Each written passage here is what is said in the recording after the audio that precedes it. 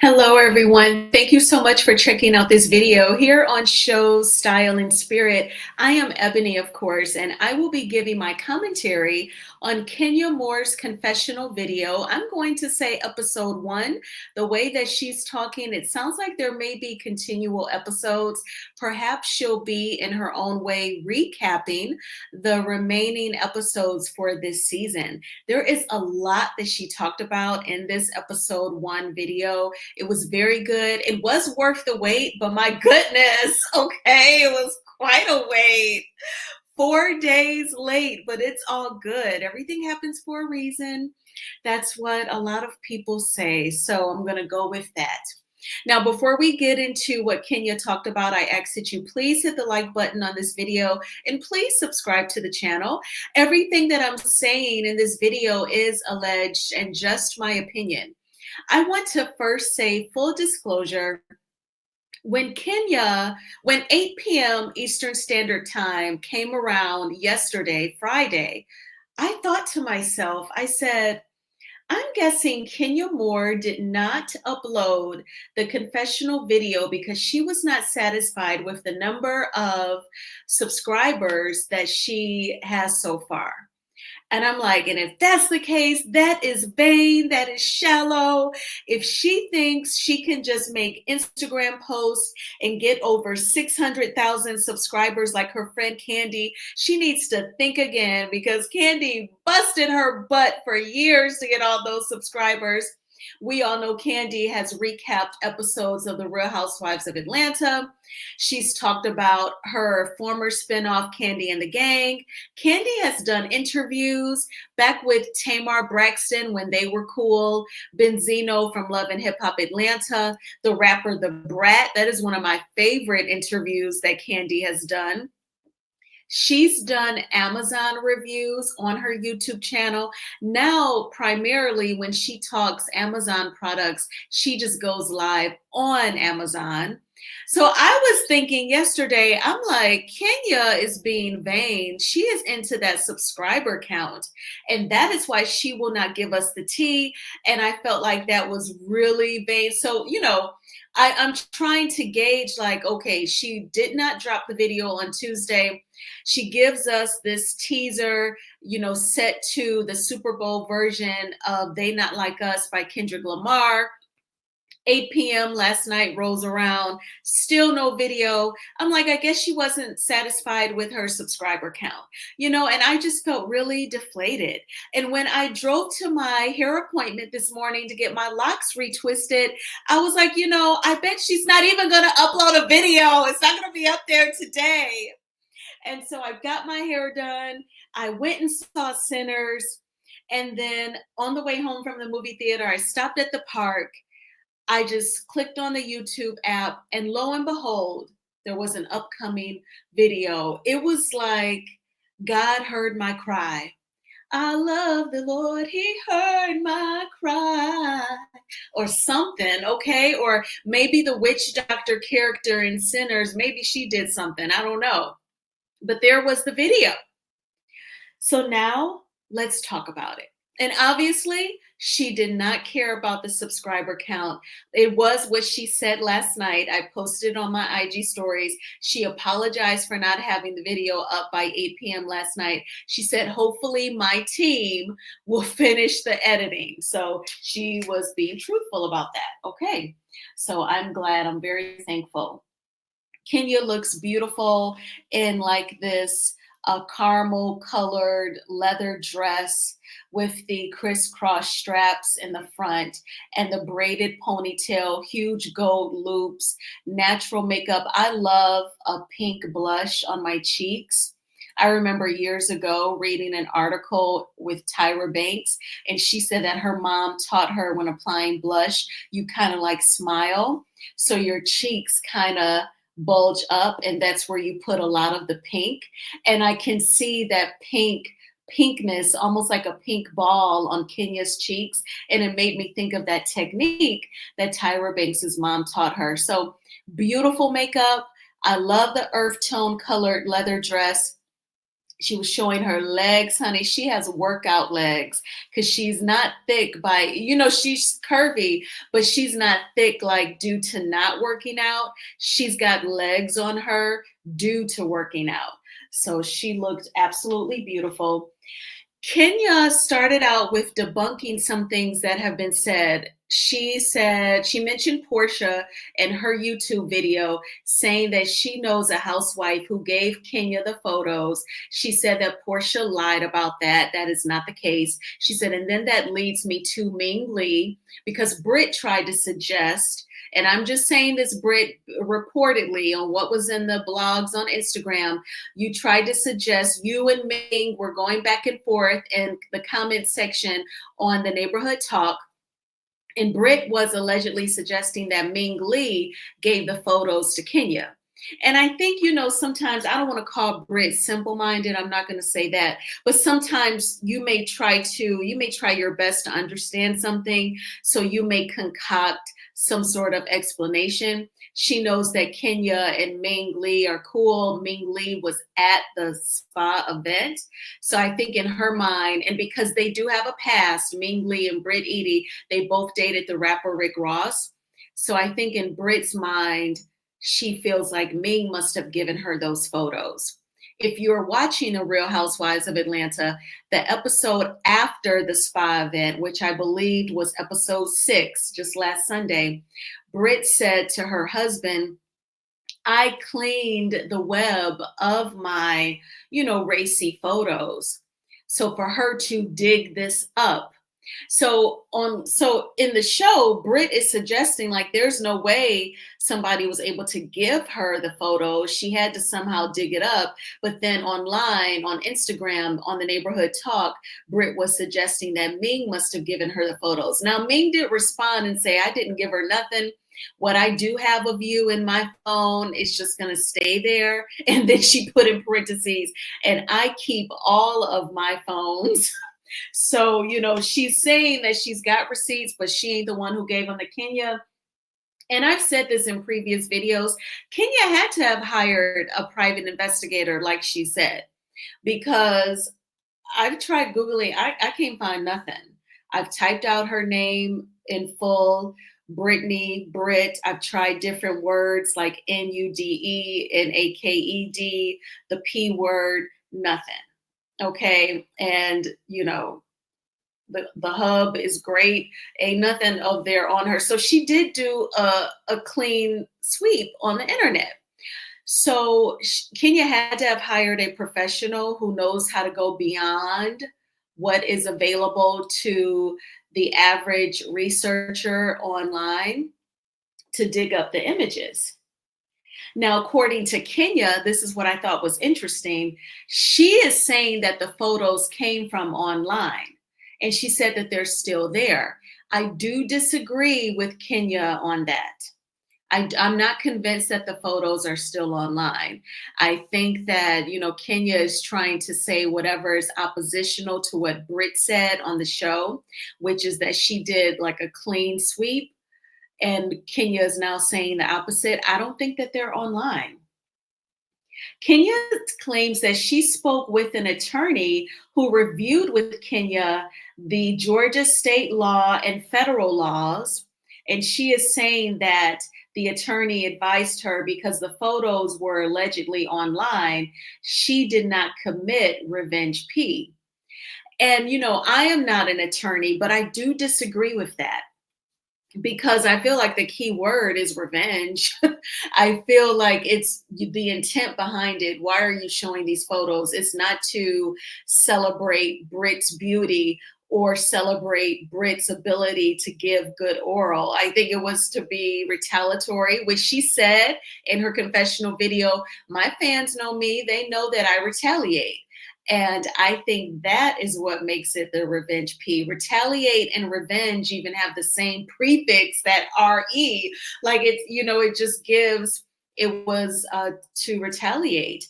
And I think that is the problem, unfortunately. But she is claiming that an attorney told her that what she did was not revenge P because the photos were allegedly online and still there. Kenya did apologize for showing the photos at her spa event. She said that she is very sorry for what she did. And that is very important. I'm glad that she apologized. I'm sure that when the blogs, edit some highlights of this video, like the neighborhood talk, perhaps TMZ, the Shade Room, Jasmine Brand, I'm sure one of those cuts and pastes will be her apologizing. That is very significant. If Bravo is going to go ahead and not bring Kenya on for the reunion, I think that is extremely harsh. I think that is extremely unfair. But if they do not include Kenya on the reunion for the Real Housewives of Atlanta, I hope that producers do play that clip from this confessional video where she apologizes to Britt, because I think that that is significant. Now, Kenya talked about the resurfaced clip that has been like on Twitter and then it made its way to Instagram. An old episode, it was right after Phaedra had her baby. So it must have been like season 7 or she was pregnant season 6. Or no, I think she had the baby right at the start of season 6. So it must have been season 6 where they were traveling. Kenya's packing. I think they were about to go to Savannah, and she shows Brandon her pow pow, and she says, "Do I need to bring this for Phaedra?" And she is giggling and stuff, but that was the point that Kenya made in her confessional video. She said, I was joking, I was giggling. She said, and Phaedra had a taser at one of the reunions ready to use it on me. So Kenya is doing a little bit of comparing and contrasting. I know that some people will look at it as she's deflecting, but I think she is trying to prove the point that she is not the only person who has pushed some boundaries, perhaps has gone too far, did something that was unnecessary, such as joking about the pow pow and showing it. And even Bravo showed the pow pow. They didn't even edit it out.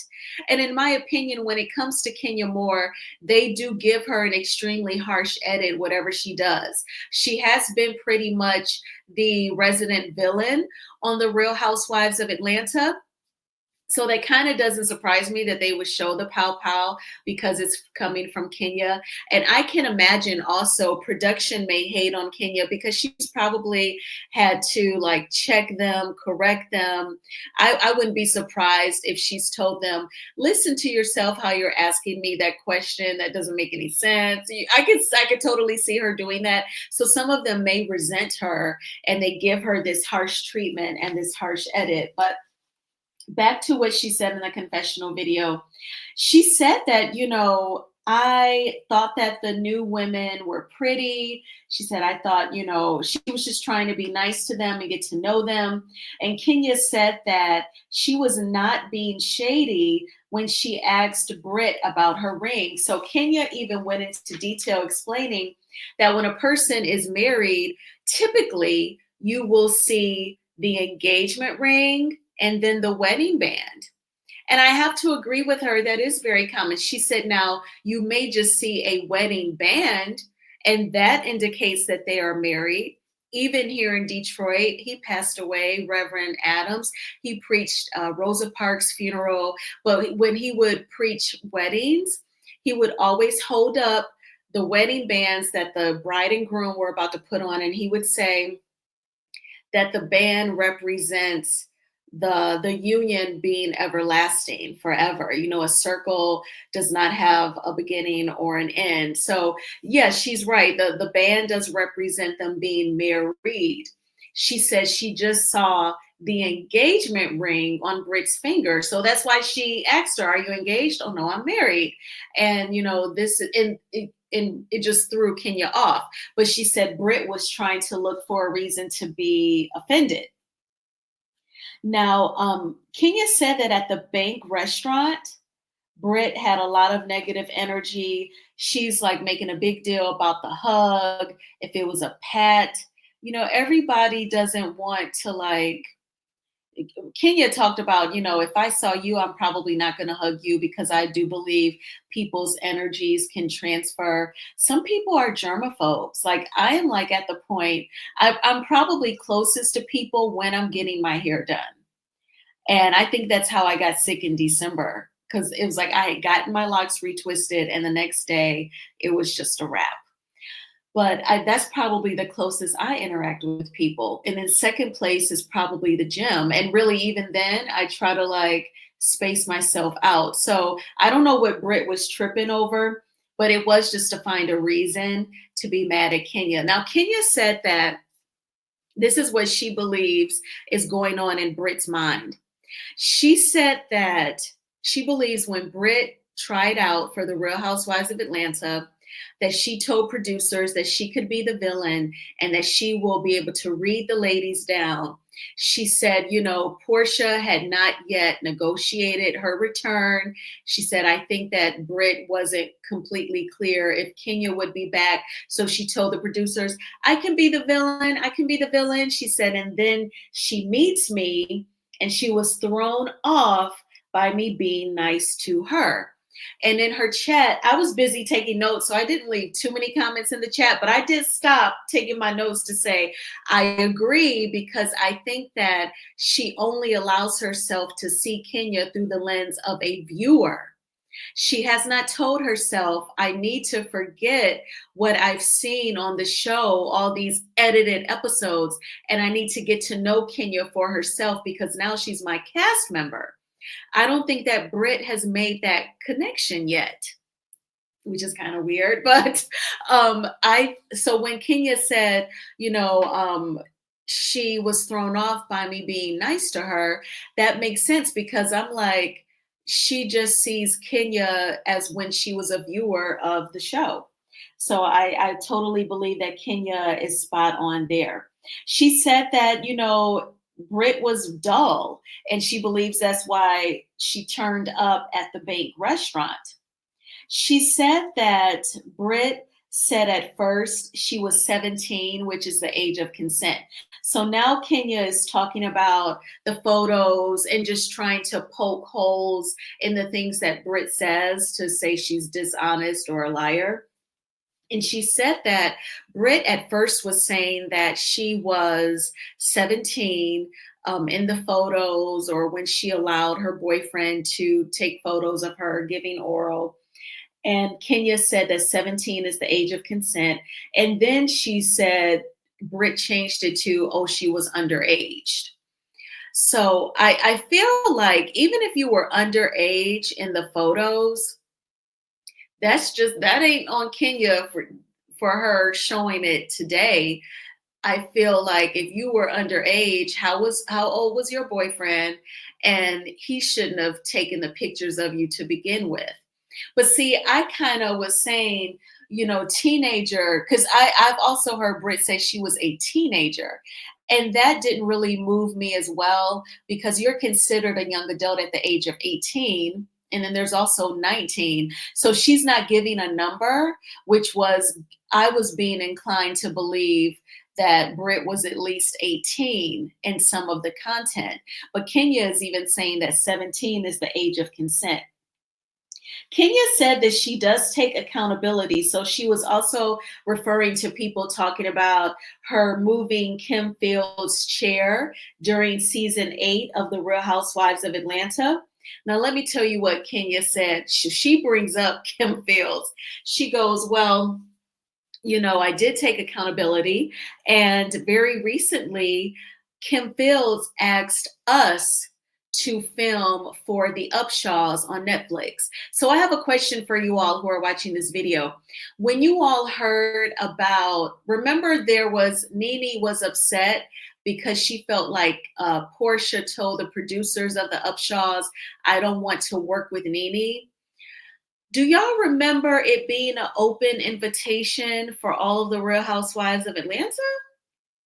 I don't remember it going like that. Because the articles that talked about Nene saying that Portia said she didn't want to film with her, the article didn't say, well, Candy couldn't do it because she was filming for The Shy at the time or Reasonable Doubt on Hulu. You know, they didn't go through the list as to why the other housewives couldn't film for the Upshaws. They didn't say, oh, Drew was filming a movie or at the time, like it just, the article just talked about Nene and Portia. And then we all know that who ended up doing it with Nene was Cynthia Bailey. But I don't remember the articles talking about it being an open invite. I'm not saying that Kenya is lying. That could be a detail that the blogs didn't know or didn't care to include. But I was like, Kenya, I don't think that's reason enough to say like you pulling Kim Field's chair. Well, it's all good now because she asked us to be on the Upshaws. I think that Kim Fields is confident in herself as a legendary actress, where if that was an open invite, and I'm not fully convinced that it was, if it was an open invite, she will be cool as a cucumber for you to come onto her set to film for the Upshaws. But I kind of felt like that was kind of like a weak response to her moving the chair. But I know that before Kenya has said that she was wrong for doing that to Kim Fields. I always felt like she was trying to get Kim Fields to act ghetto or unprofessional or almost get physical back. And Kim Fields kept her control because, baby, she is Tootie from Facts of Life. She is Regine from Living Single, okay? She does not have time for this foolishness. So she totally tapped into the fruits of the spirit and laid out that self-control for Kenya. And she was really no match for Kenya. And Kenya just made herself look like an ass. But for her to say, oh, she invited us to the Upshaws, that doesn't really cover for what you did. But, you know, nice try. And she said, and also talking about her taking accountability, she was like, and Phaedra has crossed boundaries.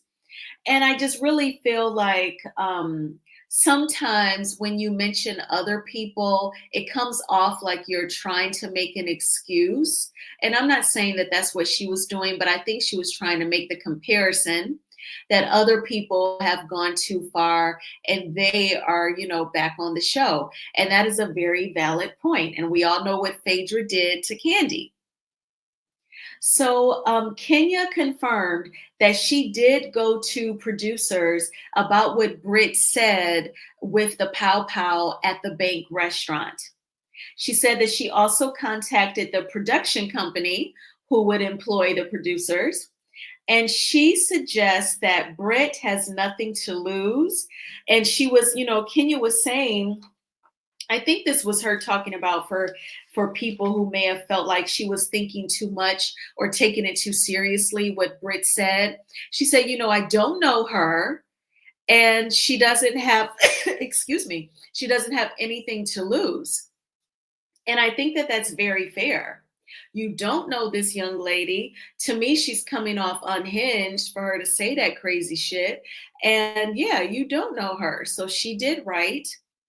And you all have heard me say I would have filed the police report and I would have scanned it and emailed it to Andy Cohen, the production company, and Bravo's HR department. I would have totally gone that route. Kenya said that she is the only Real Housewives of Atlanta cast member to be physically attacked. And that is true from what I can remember with my ROA memory. The closest thing to that, this person wasn't a cast member, but season 8, it was back when Candy was pregnant with her son Ace. They went to Miami and Sheree invited a friend. I think Cynthia invited her actually. A friend of Cynthia's, I believe her name was Tammy. She was friends with Sheree's ex-husband, Bob Whitfield. They invited her to Miami, and Tammy brings her weird nephew. And Kenya was trying to flirt with the nephew. He was not interested, and he was kind of being a butthole about it. And he pushed Tammy. I do believe there was a lot of liquor flowing, but he was getting aggressive with Kenya at one point, and Tammy tried to stop him, and he knocked her down. Tammy had to go to emergency. It was like a big thing. I should binge watch that episode again. But that is the closest thing that I can remember on Roa to someone else being physically touched, other than when Kenya got pushed down to the floor by Portia. And Kenya said that she complained to HR and they did a quote unquote investigation 3 weeks after the filming at the bank restaurant. She said that corporate, now this is according to Kenya. Kenya said corporate just basically asked Britt, did you have a pow pow that night? Britt said no, and that was it. Kenya said investigation closed. So, of course, I wonder, how does Kenya know exactly what was asked? Is she convinced that was the only question? What I am concerned about is that they didn't even have to ask Britt, did you say that you have a pow pow and you have whips? They obviously didn't ask her that. They didn't need to because they had the footage. And to me, they just didn't take it seriously. And Kenya's right. She said, had that happened to Teresa Giudice or Kyle Richards, Teresa's from the Real Housewives of New Jersey. Kyle is from the Real Housewives of Beverly Hills. She said, do you think that the person saying that to them, their words would not have been taken seriously? And Kenya is right. Now, Teresa, the way they have fought on New Jersey, I wouldn't be surprised if she would just probably text her cousins and her daughters and it would be on and popping. So I don't think she would probably handle it herself. Anytime y'all scrap at a dinner for a baby christening, I think y'all fight, okay? And that's what they do over on the Real Housewives of New Jersey. But Kyle Richards, oh, she would have totally made a stink about that. And Britt would have been gone. Like tumbleweeds, and your hair would have blown in the wind. Britt would have been gone so fast. So Kenya is spot on about that. Now, Kenya has not been invited to the reunion. So I was wondering, she didn't say it in the video because I'm like, I wonder, have they started filming for the reunion? We typically hear so in the blogs. So I'm convinced that they have not filmed the reunion yet. I hope that maybe Shamia, because Shamia makes content on her YouTube channel, I hope that she confirms that at some point. But I have a feeling that they have not filmed the reunion. But Kenya is the star. She knows this way better than I do. She probably knows that perhaps by now you get some sort of email or directives concerning the reunion. Perhaps you get the date, the time, the location, you get the theme in terms of your attire. So maybe she's saying, I haven't gotten an invite, and perhaps she knows maybe by now the ladies have been informed about the reunion. And she said, the disrespect. And I totally agree, because for her not to be able to defend herself is just wild. And then she talked about her Google reviews for her hair spa. She said after the hair spa event, people started leaving a ton of bad reviews. It went from 4.9 Google reviews to 4.4. That's hella significant. And that's only off of one episode, dude. So you figured the Revenge P episode, and Kenya, I'm just saying that to sum it up, but I'll say the photos episode that aired the Sunday before last, nearly 2 weeks ago. So in under 2 weeks, her average score on Google went from 4.9 to 4.4. That is scary AF. And I said in the chat, if you hire a loctician, when I'm in Georgia, I can totally come to your spa and let a loctician do a retwist. I think that would be exciting and fun. And I really think that that would help. I'm sure all of the products that she sells could not be used on locks, especially the really creamy ones, unless they, added water and rose water and things of that nature. But I really think that adding a loctician would help just to diversify the clientele. And I will say this, Kenya, in terms of the Google reviews, when you brought the cookie lady on to front on Tanya, remember Tanya? She was a positive, bubbly young lady who works in technology. And Tanya showed the girls a wig that Kenya had when they went to Toronto because Tanya is Canadian.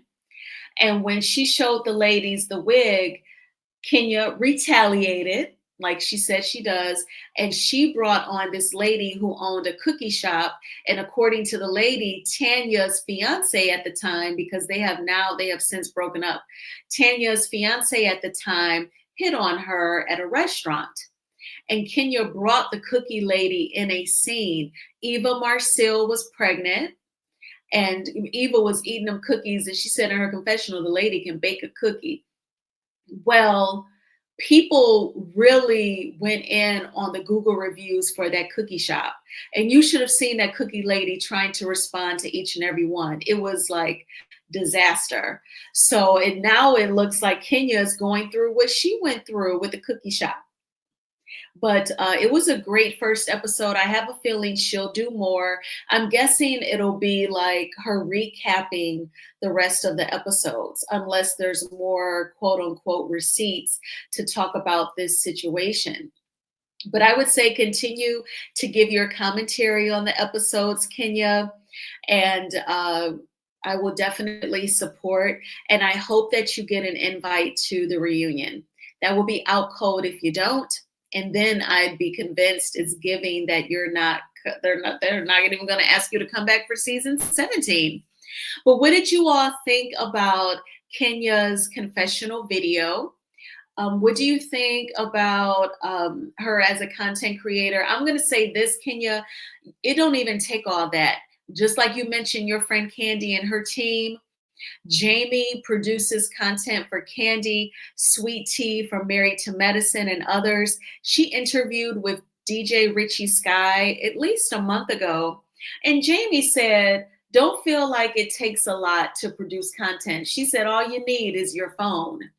And Kenya, baby, I think you should just start with your cell phone, buy a ring light, or if you use your MacBook like me, you can buy the ring light with the clip, attach it to the laptop. It's like $25 on Amazon.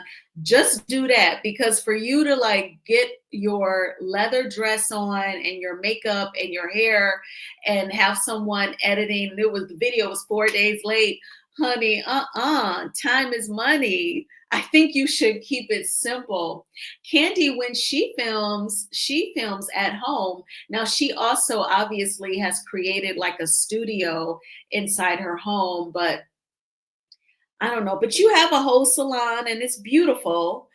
But I don't know, girl. Try and like simplify the process as much as you can, because I just don't want you super late on every piece of content that you plan on sharing.